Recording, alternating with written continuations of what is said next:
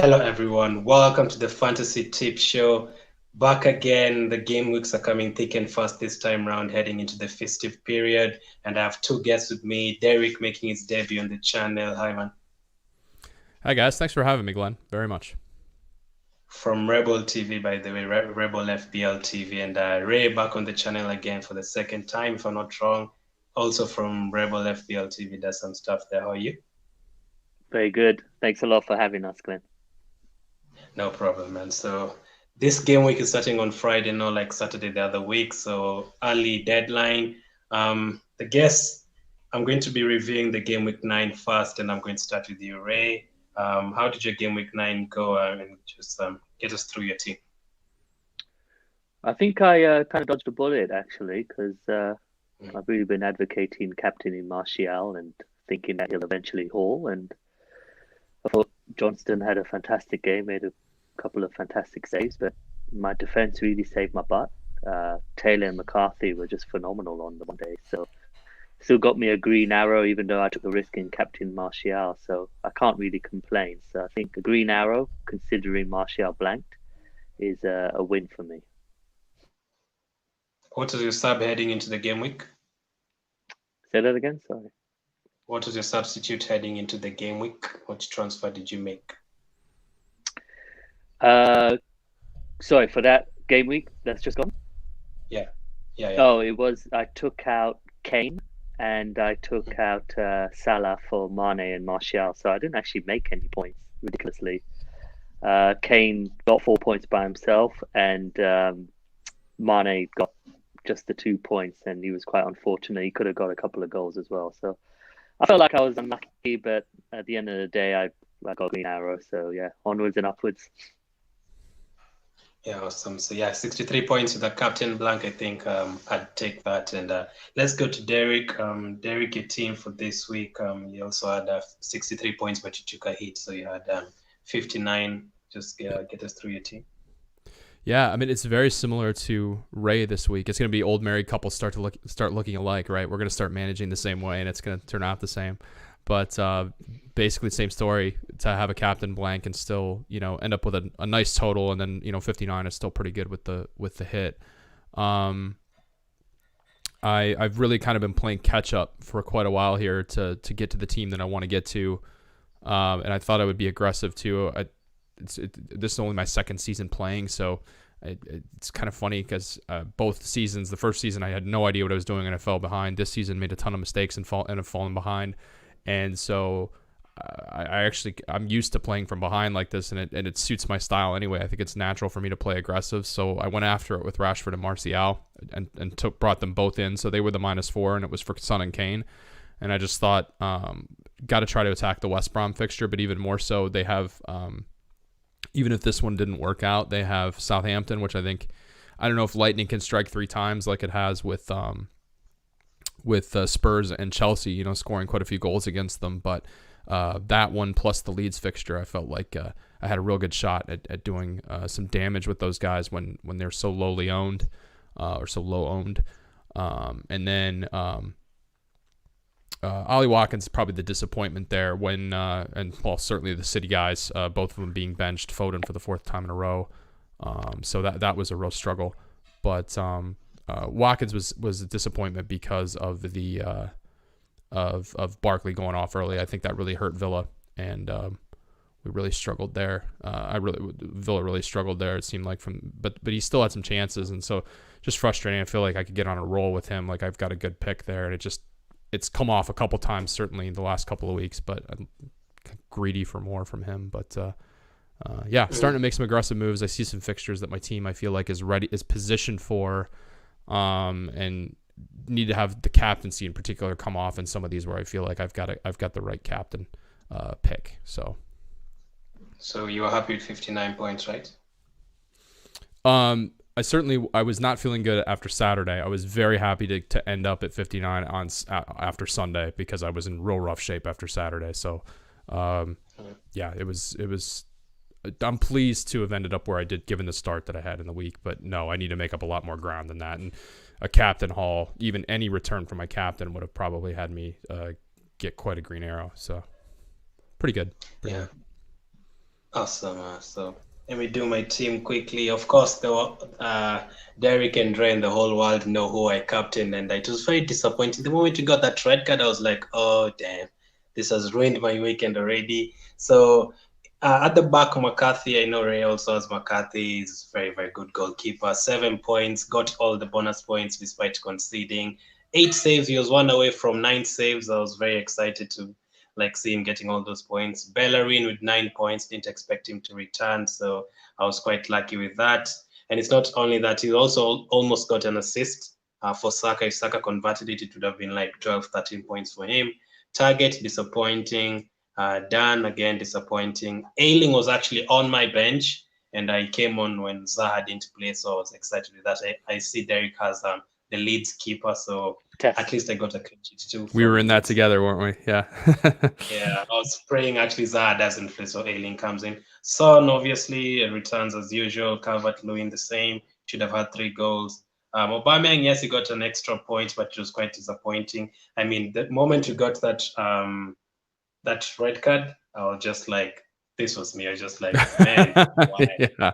Why? Yeah. Why me? I was like super disappointed. So I think I'll take that. Kane also didn't expect both Kane and Son to get so many points, but they actually did. So I was quite happy with that. 60 points in such a game week. Captain blank, but you get all 3 points. Like you get a green arrow. I'm happy with that. I think I'm happy with that. So I think I'll definitely take that. Let me just jump in too for Ray and I real quickly, because if any of your listeners didn't know, you joined us last week, of course, on our show, and we had such a fun time talking about it. And you said then that you were going to captain Aubameyang, and we loved the move. And then Ray and I were chatting with each other and then I think I might have tweeted at you. Said, we saw the Arsenal team sheet and we thought, oh my goodness, Glenn is going to nail this. Aubameyang, they've gone 4-2-3-1. Aubameyang is through the middle. He's got to be buzzing right now because this really might happen for him. At the same time, I had, the reason I have Meslier is another Matt Ryan's saga story that I don't want to talk about. But here I am with a Leeds defender thinking, I feel like a clean sheet against Arsenal is a pretty good bet. Sorry, guys. But right now, if there's a team that maybe is not going to get on the board, it's going to be you guys. But I've heard a number of people starting to talk about Aubameyang and also Firmino, who you brought up. And I just wanted to give you credit because it was really funny. Last week, you in particular, and Ray, you as well, kind of all on our show were really early to the kind of, maybe we feel like Arsenal, we're going to have to take a look at these guys soon because they're going to have to do something different. Aubameyang might go through the middle. And another guy that you mentioned Firmino, and now people are starting to talk about his XG. He obviously got the goal, was really unlucky not to get 2.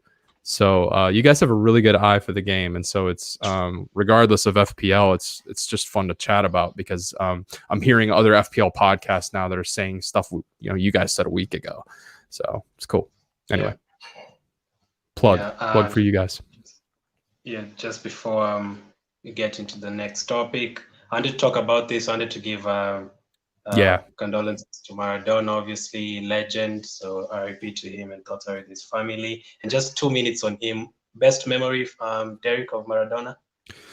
So I was born in 82. I'll date myself. So obviously his biggest heroics were in the 86 World Cup. And I was actually just tweeting at Planet FPL about this, how for us in the United States, I mean, soccer, we all, I've played a ton of it in my life, and it's certainly got a foothold in the States, but international football was the only thing, if anything. I mean, the only football you saw was international, was World Cup in particular, in the United States until even very recently, and other than MLS. So finally we got MLS after the '94 World Cup. Once the World Cup came to the US, we get MLS, and only in the last 5 years have we gotten Premier League. And I think that's where things have really taken off, where people have constant access to Premier League and now even Bundesliga over here in the States. So I don't have a lot of memories of actually getting to see him play. But what I do remember is that every kid on that, recreational soccer pitch, on that high school team, what is it, secondary school for you guys? In high school, we all wanted to be Maradona. I mean, to us, even without seeing him play on a regular basis, far from a regular basis, if we were lucky, we maybe saw him play every 4 years, or maybe saw a friendly now and then on TV. And often, you know, he wouldn't even be playing in those, and he never really played the United States or anything. So even without that, everybody knew who he was. Everybody wanted to be him. And I think the idea that he had such magnetism and such power as an icon of the game long before social media, you could argue, you know, long before the internet, long before wide TV access to matches. I think it's just incredible that I don't really have a memory of him, except that we all knew who he was. We all remembered him. We all loved him. And we would see highlights or something on TV of what he'd done for Argentina. And of course, these days, the thing that anybody can think of is to me is that side by side of his goal with Messi's, right? The goal that looks identical. And so that's the one. That's the thing that I always think about with him is just what he was able to do with the football. And in an era when the pitch, you know, they didn't have these perfect pitches like we do now. They're perfectly manicured and flat. I mean, he was kicking the ball around on these, you know, cow pastures sometimes that were in pretty rough shape. And the way he was able to control a football on a piece of grass that wasn't the best, you know. So yeah. Right. Mine would be the second goal against England, not the hand of God, because piggybacking off what Derek said, you know, the pitches weren't as good, players weren't as protected.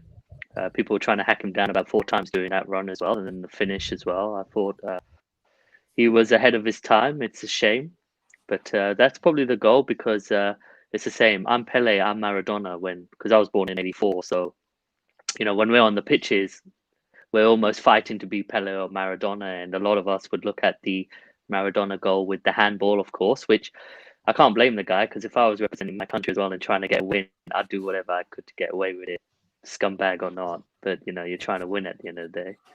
But his second goal was probably one of the greatest goals I've ever seen in my life, and it still holds even now, considering what the time was back then as well. Again, terrible pitches.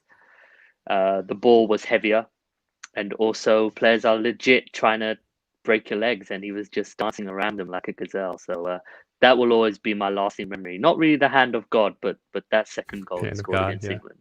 Yeah. Yeah, I agree with you guys. Those mentions for that, and also when he became manager for Argentina in 2010, he's just a crazy guy. Like the way he's just on the touchline. He talked about if Argentina won the World Cup, he'd like strip naked and run all around South Africa. He's a crazy guy. So definitely a very good memory to him. Very legend. Real quick on that point too, it's funny that that he became a manager. We see this in American sport. I don't know how much you get of it. I mean, certainly Gerrard's at for instance is at Rangers right now, but Wayne Gretzky is a guy. He's not crazy at all, and he was he's statistically by far the greatest ice hockey player in the history of the game. Period. I mean, there's nobody close. And he's a terrible coach, really. He said it himself. These great players don't often make great coaches. It's a different skill set. And it's funny that you bring that up where he, they put him in as a manager. I'm not shocked to see that not work. And I think one of the things that they always point to is, imagine, so people talk about intelligence tests and things like that, and some of the disparities that you can find between people on these things and how people have difficulty comprehending others that are in another bracket. Imagine being a player of Maradona's brilliance and trying to communicate with players that can't do what you want them to do. And Gretzky had the same problem when he was coaching number one, he was coaching players that aren't the greatest of all time, but he was coaching a team, the Phoenix Coyotes, who were crap. So that, he's trying to get these guys to do things that to him are innate. And, you watch Maradona on a football pitch, that good luck coaching somebody else to do what you do. He naturally has an expectation that players can do what he can do at a ball. They can't.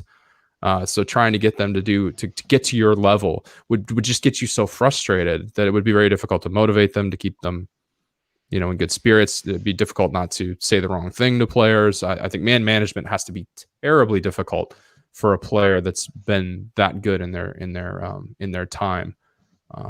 So that's funny that you bring up his short managing tenure. I don't think that's a stain on his life and career at all, because it's a completely different skill set and it's very difficult to do. So yeah, would love to talk about Maradona all day, but rest in peace to him. Yeah. Thank you for that, Derek and Rey. Alex in the chat, thank you for being here. Okay, Sweetie, Liam, Nathaniel, thank you all for being here. Let's get into the FPL business. Ray, I'll start with you.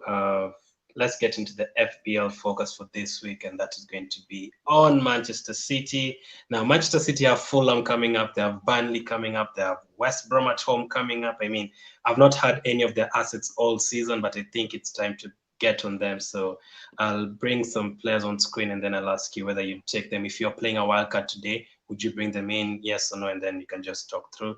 So the first one, Ray, is going to be Kevin De Bruyne. I know you've had him. Would you still keep him if you're playing your wildcard today? Would you bring him in? I don't know if I'd bring him in because I've been very loyal since day one. I mean, I thought you'd mentioned Kevin De Bruyne, so I was ready. In the past 4 games, he's got 12 points. And that was during the time when everyone kind of shifted him out as well. So I thought, you know what, this has actually become a differential now. And hopefully he'll pay me back, and he hasn't. So he owes me big.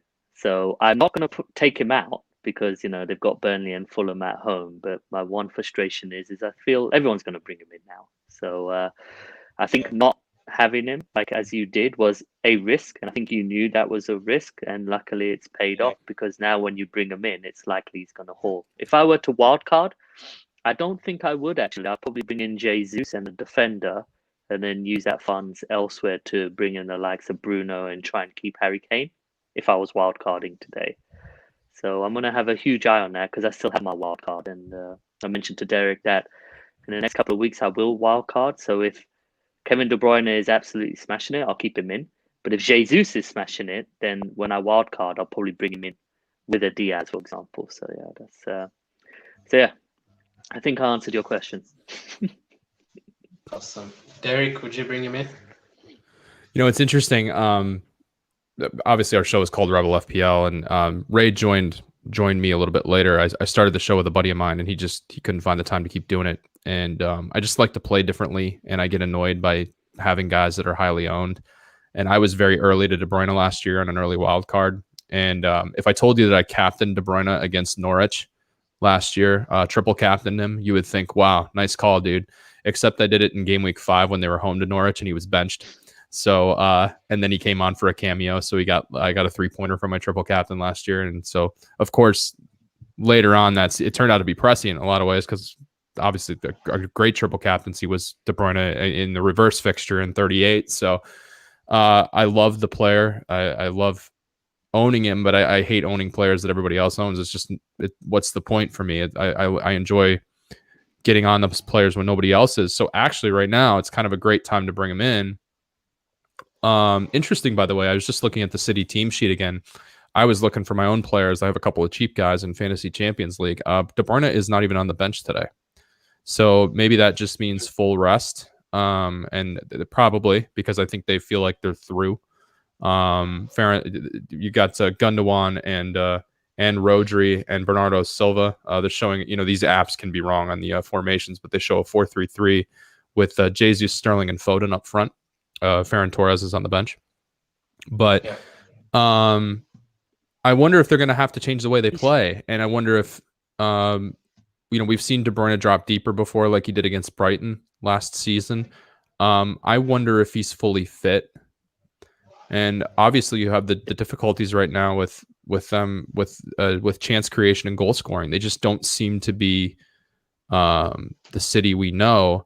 I'm betting pretty heavily on them becoming the City we know. Some of it is just kind of the way I feel like sometimes you make transfers in FPL because you only have so many of them, right? You can only get to certain guys because of your budget, like kind of what's the shortcut so that you can kind of get some of what you want in the fewest possible transfers in the shortest amount of time, right? So you make compromises. And so, I've got somebody like Foden where it's pretty easy to get to him, right? He's cheap.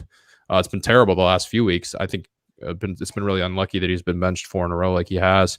But I think with an attack where it's in flux and we're not sure if De Bruyne is going to be taking up the positions that he has, and I just see Sterling. For me, I've been too early to the party, but I've had Sterling and Foden for several weeks when I probably, certainly in hindsight, I should have had them, should have waited to bring them in until closer to now. But Sterling at under 5% owned. Foden now right around those levels. Just Higher finish up goal on threat. You know, Just finish yeah. up So on the- yeah.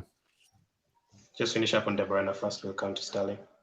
Oh yeah. And so that's really my point, is that just for me, looking at, I feel like I should, part of me wanted both, but I just think looking at De Bruyne, the goal threat of Sterling makes me think there's more upside with Sterling, and certainly in the ownership. But again, right now, if you love De Bruyne, I think it's a great time to bring him in because so many people are looking elsewhere. Something that makes me laugh, if you think about having premium midfielders right now, and everybody at the start of the year wanted 2 premium midfielders, right? For me, I think it's absolutely crazy that you can get the 2 City midfielders, premium midfielders, for a full $1 million less than you can get, and now even more than $1 million less than you can get, say, Mane and Salah together. I think De Bruyne and Sterling together is a better combination than Mane and Salah, and I'm a Liverpool guy. Certainly so far that hasn't been the case, but I think huge chance for upside here with those 2 guys. So playing your wildcard today, yes or no, De Bruyne? If someone is playing the wildcard today, have to get him or no? No, nobody. You don't have to get anybody. But I think he's a great pick. City are really tough to read right now. I think they do figure it out. I think you pick between one of Sterling and De Bruyne, whichever one makes you feel more comfortable. Do you want to go for the upside of the higher goal threat and the super differential that Sterling is, or do you want to feel like that more reliability? You have more routes to points. I think with certainly KDB, you got more chance at assists, and you obviously have the penalties, which that's quieted down, hasn't it? Boy, were we talking about how we just needed nothing but penalty takers a few weeks ago. Sure, penalty takers are nice, but I thought that was probably a bit overblown when everybody, the number of penalties has calmed down as it should have, and so it's a tough call. It's gotta be your own call. Okay, so I want to push you guys completely. I just want yes or no. De Bruyne, Derek, yes or no? Just yes or no? No, he's not in my team. So for now, no. Rey, yes or no? If I wildcarded, no. I'm uncomfortable to say that. Let's go to the second player. I'll start with you, Rey. Sterling. Sterling, a good pick going forward in the next 5-6 games? With the price point, I'd say no. I'd rather have KDB if I had a choice between the 2. And so I'd say no. I'd probably rather go Jesus because I don't trust Aguero's fitness. So I'd say no to Sterling.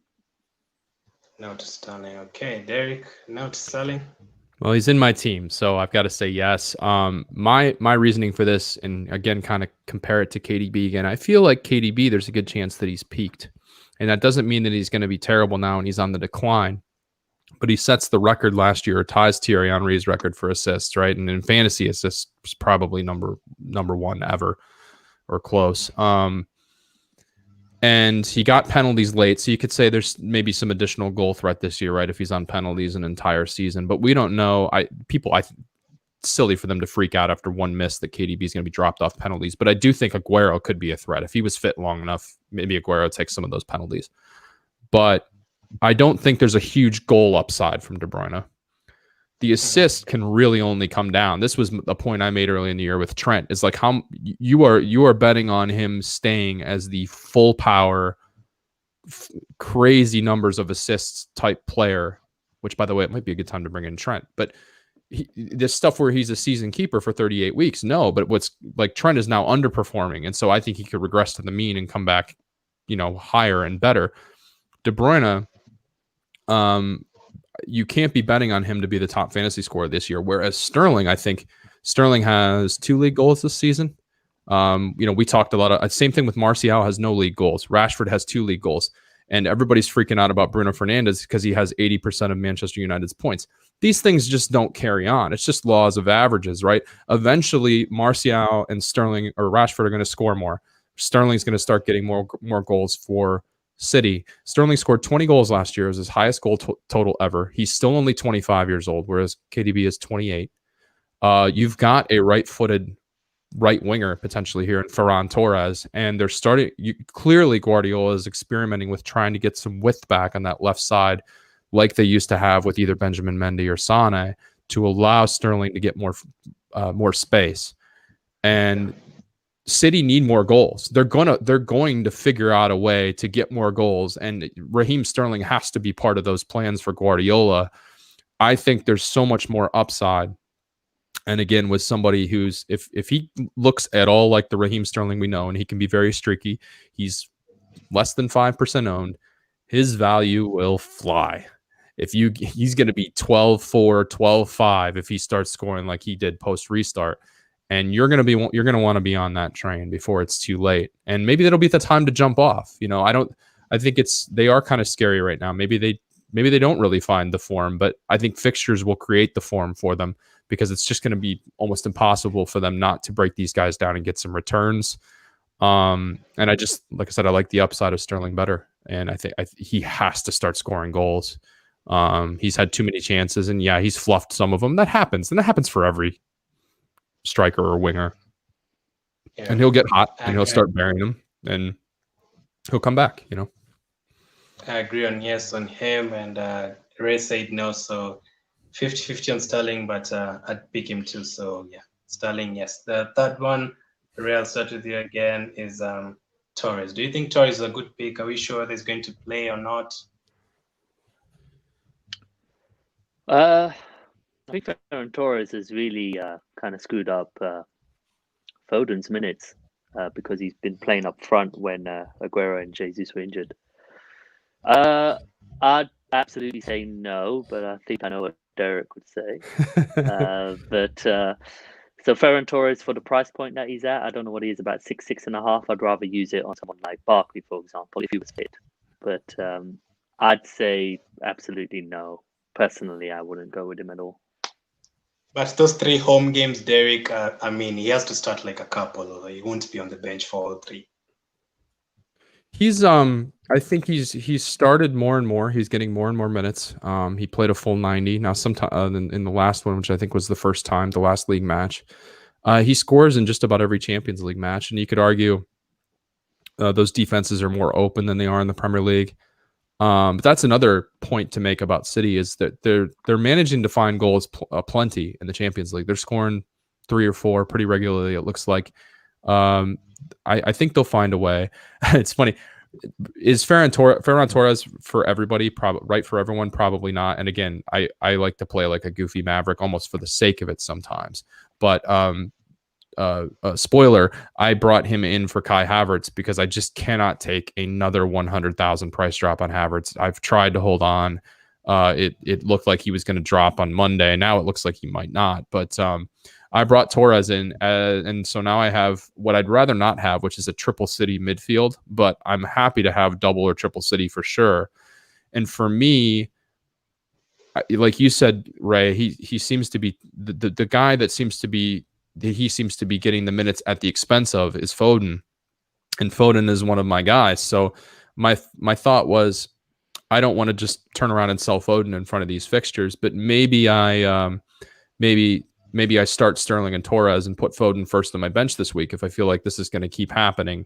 I don't want to just turn around and waste a transfer selling Foden yet, but I felt like I had a Havertz problem. Torres is cheaper, so he frees up budget. So if I want to make some other moves that require some extra money in the bank, I was sitting on 0.0 before that. So the move kind of made some sense for me if I wanted to be even more maverick than I already have. I like him as a player. I think he's very smooth on the ball. I think he has a calmness in front of goal that Sterling doesn't have, for instance. I don't think he's going to be a higher goal scorer than Sterling, at least yet.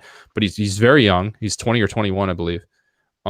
He's right-footed, so to the extent that he plays on the right, he can hold width, and he will go wide with the ball and play a cross in. I think he plays a much better cross than a lot of, or he's much more willing to play a cross than somebody like Mahrez. I think maybe it's my bias right now, but to me, I feel like the guy that should make way for Torres is Mahrez, not Foden.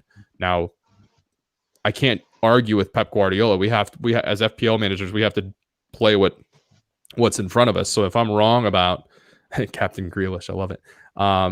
If we're wrong about if we think Guardiola is wrong about who he should start, I mean, we can't stop him. He's going to start those guys anyway, right? So But I think you're going to see potentially less of Mahrez, if anything, and you're going to start to see more of, like Ray and I have talked about, Bernardo Silva through the middle, which looks like he's out there again tonight.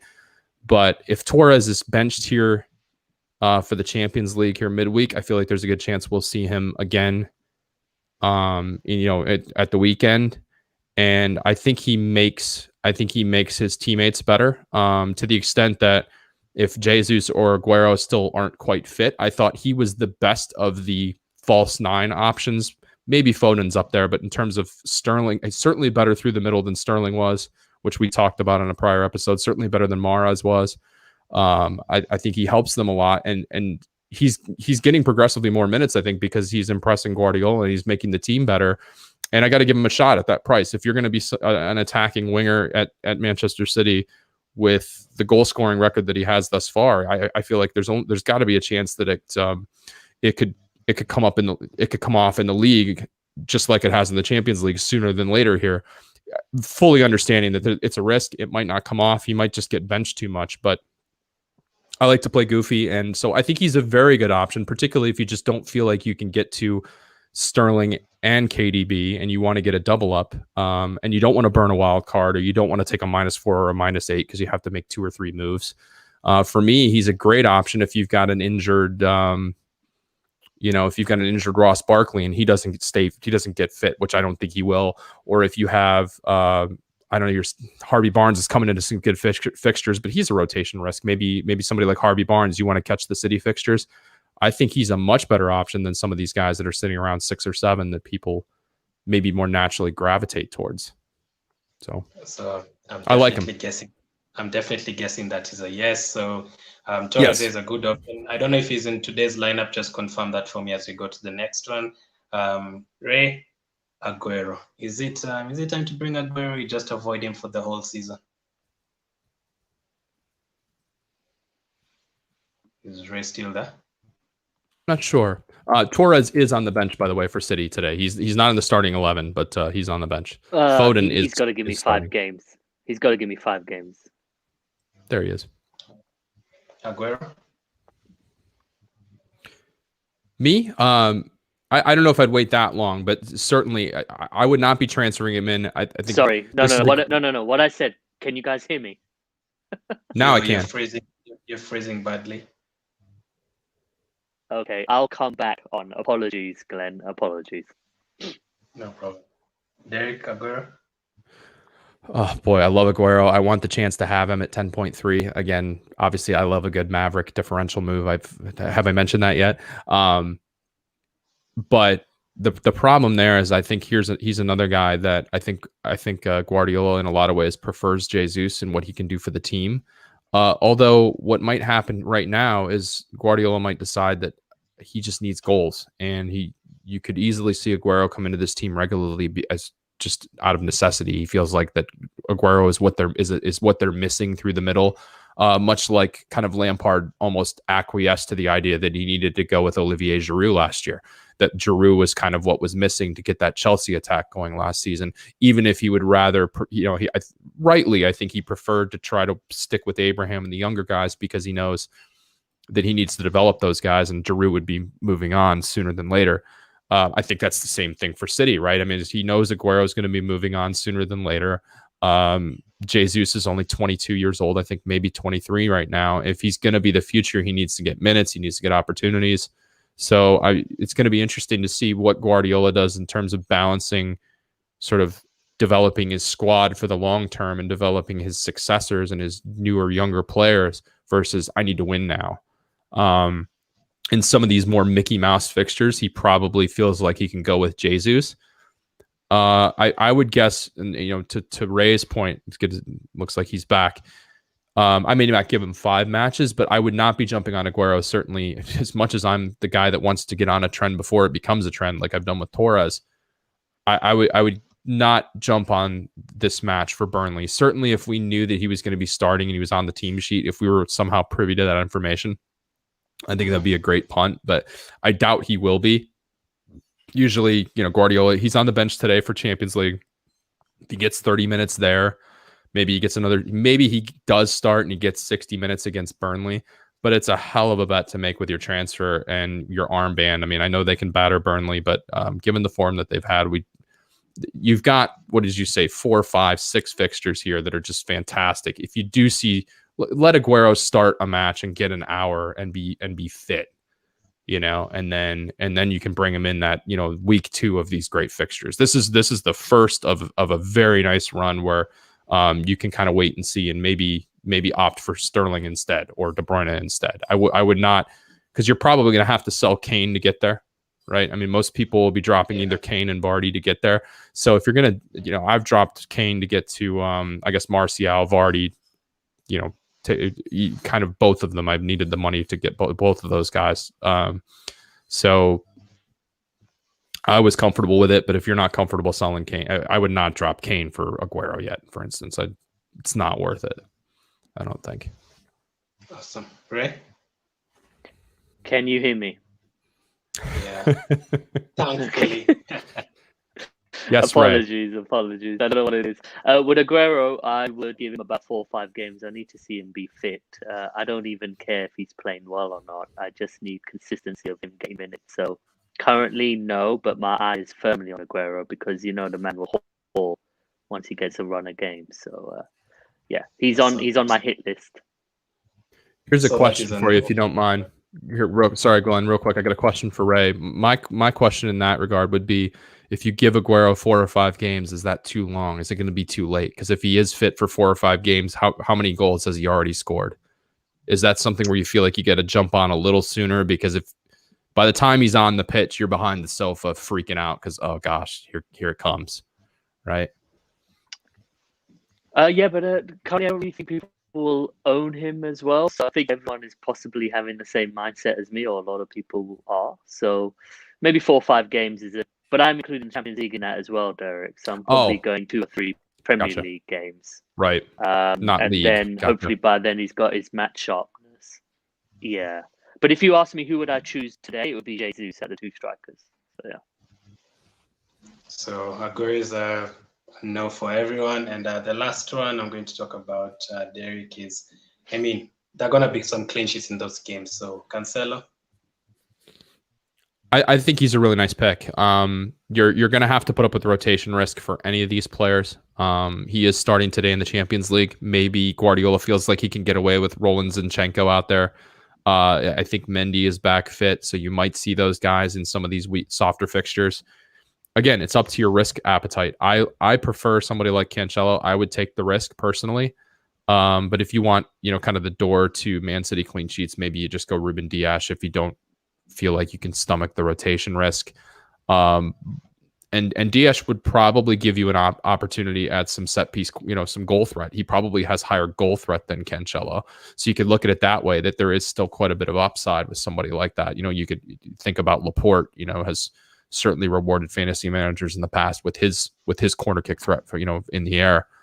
But certainly Cancelo with the chance creation, he's going to give you that assist potential.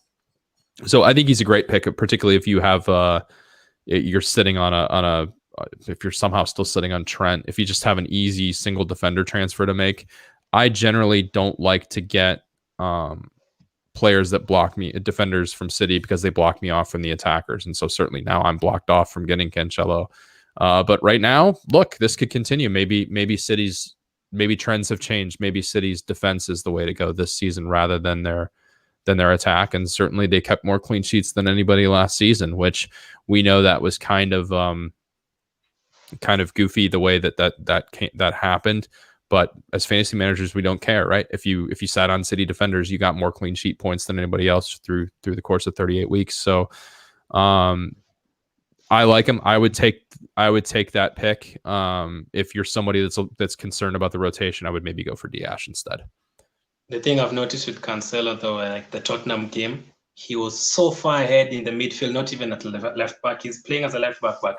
He's like as an attacking midfielder, getting himself into the box. And I've also noticed that in the Champions League, Zinchenko has been starting at left back, and Cancelo has been starting the last 5 games in the Premier League. Yes, he's starting today, but at right back, I think Walker is getting a rest today. So I think he'll still start because Mendy is now back, but is he good enough? I don't think so. So I'm guessing that's a yes from Derek. Rey, that's a yes or no? If you gave me a Man City defender, anyone, I'd say no. I'd probably rather go with DS because I believe he'll get more minutes. Whether he'll get as many points as Cancelo, possibly not. But I think with DS, he'll start a run of games now. And a bit like what Derek said, he's a threat from set pieces. I think he had a header, which he possibly could have scored against Tottenham from a corner. So I'd pick DS out of the two, so I'll say no. So many options that we haven't even talked about, kind of like a sleeping giant. I mean, Mahrez, Derek mentioned, Foden, there is Gabriel Jesus, there is Ruben Diaz, Laporte, so many options. So I think just last question on City, just quick one before we get to the next topic. How many City players are you going for, like, in the next 5 weeks? How many are you going to be owning there?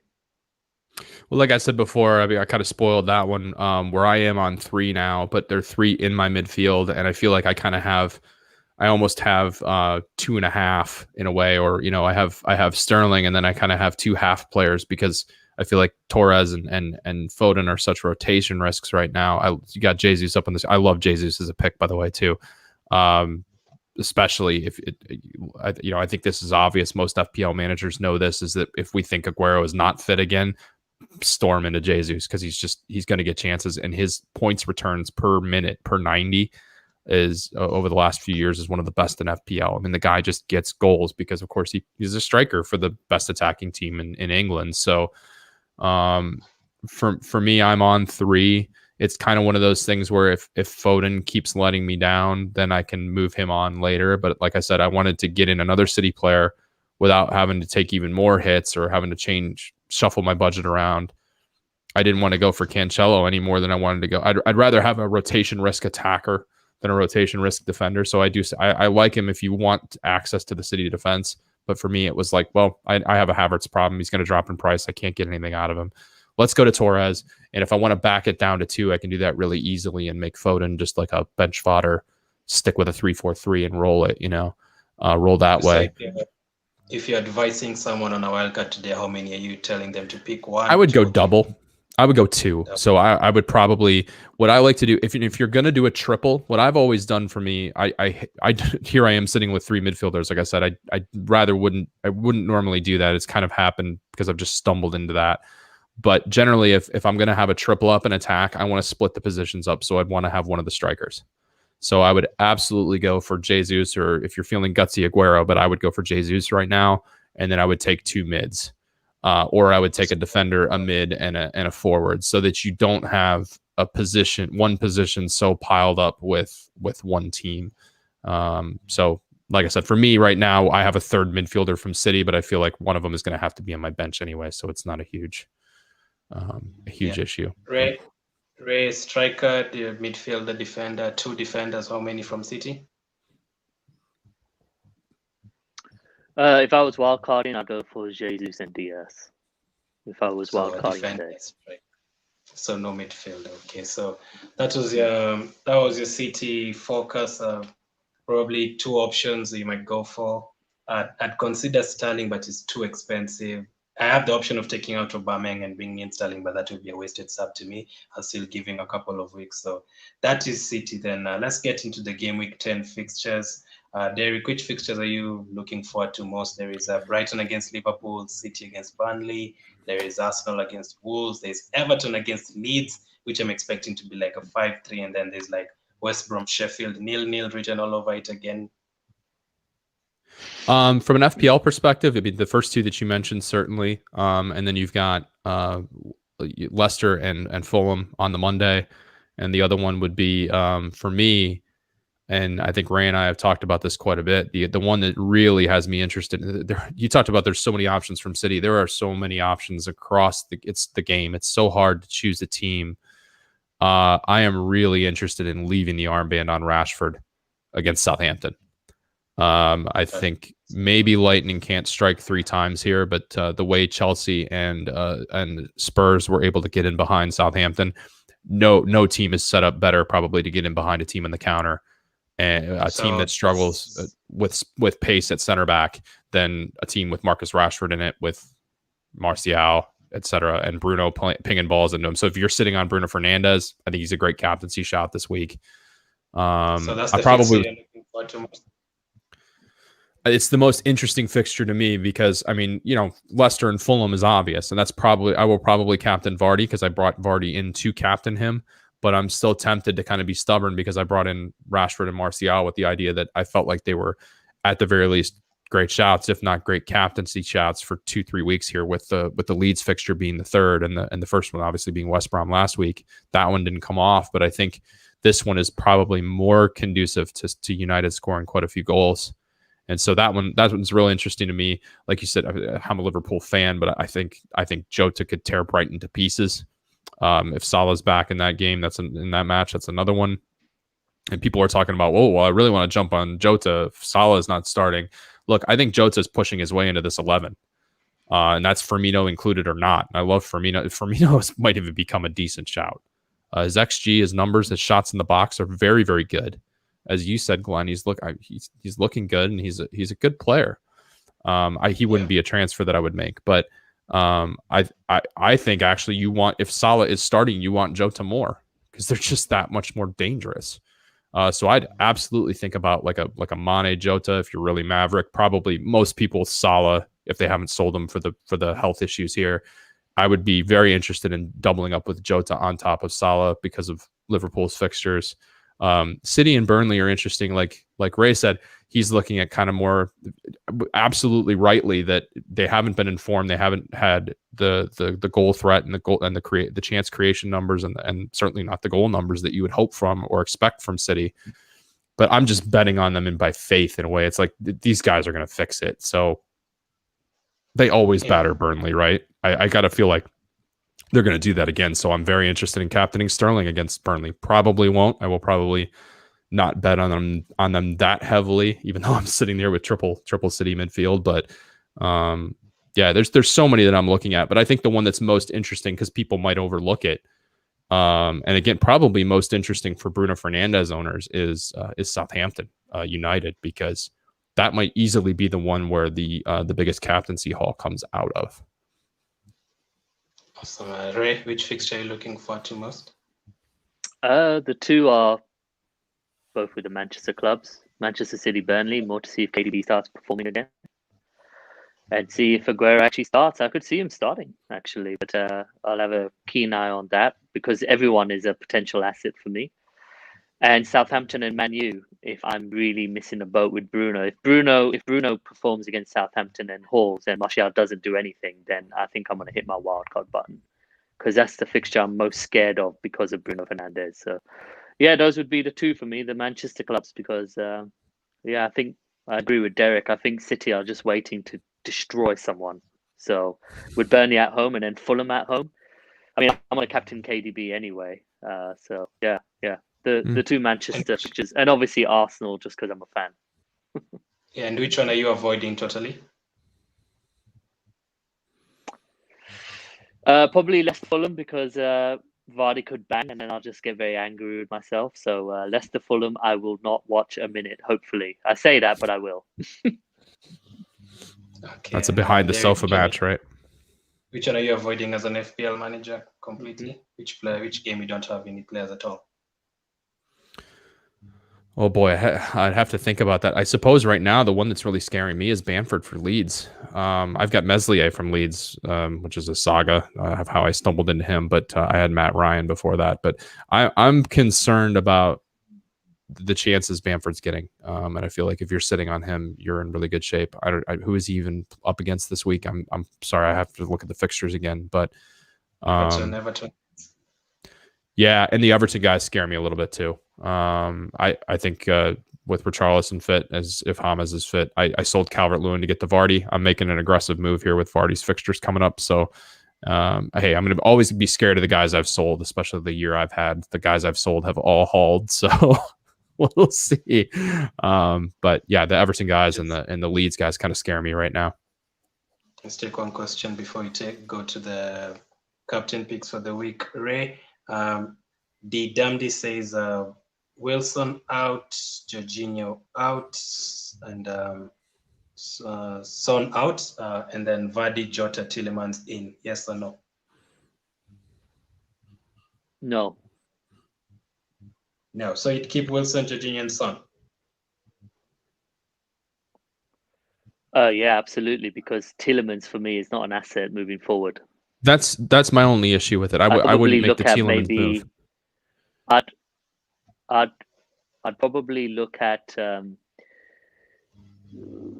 keeping Son maybe, unless he has Kane already. But I think with Jorginho and Wilson, I mean, you have Wilson, I think, Glenn. But I think I'd keep Wilson and maybe see what I can do with Jorginho and potentially do something else. I don't like his moves. So I'll go with no. I like everything about it except Tielemans. So if you want to attack the fixtures with the Leicester fixtures coming up with Vardy, that makes total sense. I love Jota. I'm a huge Jota booster. Ray makes a great point about Wilson, though, is Wilson's coming into some really good fixtures. If it does appear that he's fit and he's okay, he could do really well for you, and you could save yourself the transfer. So you don't need to get him out because of bad fixtures. I would be interested in, though, and you could certainly make a good move out of getting rid of Son and Jorginho. Maybe you just stick to those two. But if you do want to get Vardy, you want to make the triple move there. I would probably opt for, I would say, actually one of the, if I'm interested in double Leicester right now, a shout for me might be James Maddison, who I think is right around the same price as Tielemans, and you could always go for Barnes as well. Well, that would be a defender, so I don't know if he could get there in the same amount of moves, right? But you're right, that's a very good shot as well. Although Pereira is getting back fit, so I'm not sure what that's going to mean for Justin's place. But I think Barnes or Maddison, particularly Maddison, would maybe be my shout right now if you really want to get funky with coming into those Leicester fixtures, because he's starting to make a difference. And he had a major surgery, so he had to get back fit, and they've brought him along slowly. I think he's looked really good, and he's created the second most chances to KDB thus far this season. I might have that totally wrong. But he's up there. That's a no for you. I would just tweak it to Maddison or somebody other than Tielemans. I love the Vardy Jota moves. I think those are fine, but I would do something different with the third. I'm actually very surprised with your answers. For me, Wilson is dropping so much in price. I'm thinking of taking him out. Son, the fixtures that are coming up, yes, he'll score in some of them, but I think it would be a good move for now. Jorginho obviously out of penalties right now, so it doesn't really give you anything. And I'm surprised that Trey said he doesn't like Tielemans. I like Tielemans. I've seen him play for Belgium and Leicester. He's the backup on penalties. He gets himself into the box. Whoa. I like him as a player. No. I like him as a player. I like him a lot as a player too, but not as an FPL asset. Not yet, anyway. Yep, not yet. Yeah. I don't know how much he is, but like if it's a differential, I'd actually go for him. So it's a no for Derek. I just tweak one thing, and then it's a no for Ray. It's a yes for me. So let's get into the next topic, and that is the captain picks for this week. Start with you, Derek. Who are you going to captain, and which option that you don't own would you captain? Excuse me. So I've got Sterling, Martial, Rashford, Jota, and Vardy are all legitimate options for me this week. It's a real headache. I will probably go with Vardy. He's my bus captain right now, as they say. So I've got it stuck on him. Second most likely is probably Rashford if I'm really feeling giddy about my Liverpool Reds, since I am a Liverpool supporter. I might go to Jota a little early here, but I know I can go to him here soon enough with like Fulham. As for guys that I don't have, I am very scared of Mane against Brighton, especially with no Derek Lamptey coming to protect that right-hand side, or heck, I guess half the time he's not protecting the right-hand side. He's bombing forward, but whomever is going to come in for Lamptey, I think maybe Bernardo for Brighton. I do not want him. If I'm a Brighton and Hove Albion fan, I'm behind the sofa scared to death of having any of those guys dealing with Sadio Mane. And so I would say Mane or Bruno Fernandes would be the two guys that might scare me the most as captains. And anybody who's playing Leeds, I think a real outside captaincy shout this week might be Richarlison. Great. My captain will be Kevin De Bruyne. I think whatever opportunities are created for Man City, he'll be the hub of, as usual. The one I would captain in regards to an asset I do not own is Bruno Fernandes, because I think he's really starting to hit some form now. Yesterday in the Champions League, he was absolutely brilliant, and it wasn't a penalty. So he's certainly someone that I'll be looking to bring in, unfortunately, because I can't miss the curve there and fall too far behind. So yeah, who I own, KDB, because I have the faith, blind fools kind of faith. And who I do not own, it would be Bruno. Yeah, just real quick, Ray and I talked about the Southampton Wolves fixture. Just kind of it really intrigued us. Like, can Southampton defend against some of these Wolves counterattacking assets? Wolves have not been very much of a threat scoring goals in general, but they certainly have some players that can get behind you, much like other teams that have done some damage to Southampton. I just think it'd be really interesting to see what if anything, Hasenhüttl does to maybe, if he doesn't do anything to change this, where teams like Southampton or like Chelsea and Spurs have gotten behind them. Obviously I'm hoping that maybe Rashford and Martial do the thing for Ray and I, but Bruno could really be a part of that, certainly. And they could really chew him up. So they're dangerous. Awesome. Mine, for me, the ones I own probably, as Ray said, I have Calvert-Lewin and James Rodriguez, and I'm expecting a 5-3 in that game. So probably one of them, not made up my mind yet.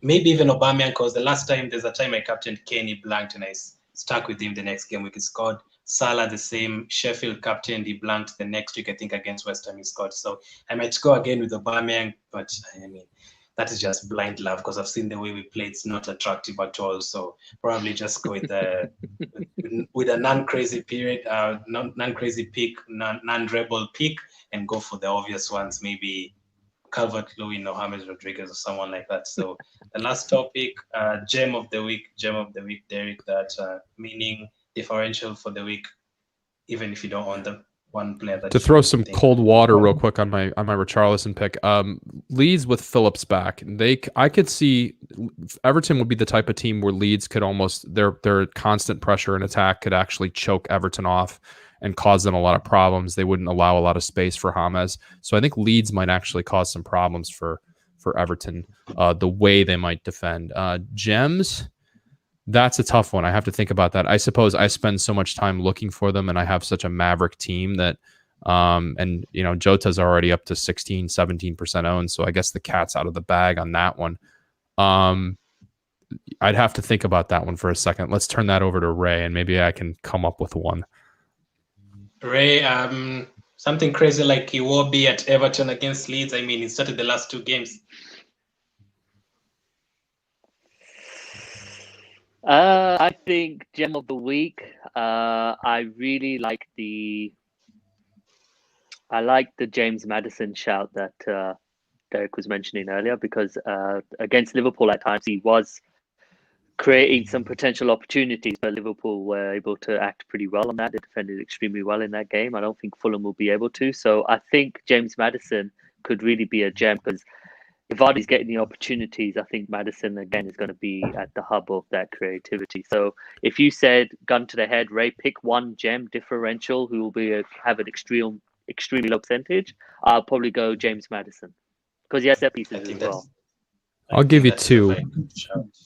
One of them is a little biased in terms of just my cynicism that I've sold Havertz, and he might finally be the gem that I think he could be for Chelsea. Probably not this week. I think this week, if Chelsea are playing wing backs against Spurs, I think Reece James could cause Spurs a heck of a lot of problems this week. The other one for me, besides Maddison, would be if Mikel Antonio is fit against Aston Villa. I think Villa have shown themselves to be open. They have good defensive players, but they like to get forward. They like to attack. Douglas Luiz usually does a job defending that, protecting that back line. But if they get forward and they get caught, and the ball comes over the top to Antonio, certainly Villa have Mings and Konsa. They're able to deal with it better than other squads. But I think Antonio fit could be, certainly if it doesn't come off for you this week. It's another one where I like to pick a gem where if it doesn't work out this week, I've got 2, 3, 4 weeks where I feel like he can do some damage. So there's several guys, I guess, for you. Those are some very good options. So thank you for that. The final questions for the week. I always do this every week. Eric, just quickly, 3 players that will definitely score this weekend. 3 players that definitely score. The obvious feels like Bamford, Calvert-Lewin, and I'm going to say Diogo Jota. Okay, Ray?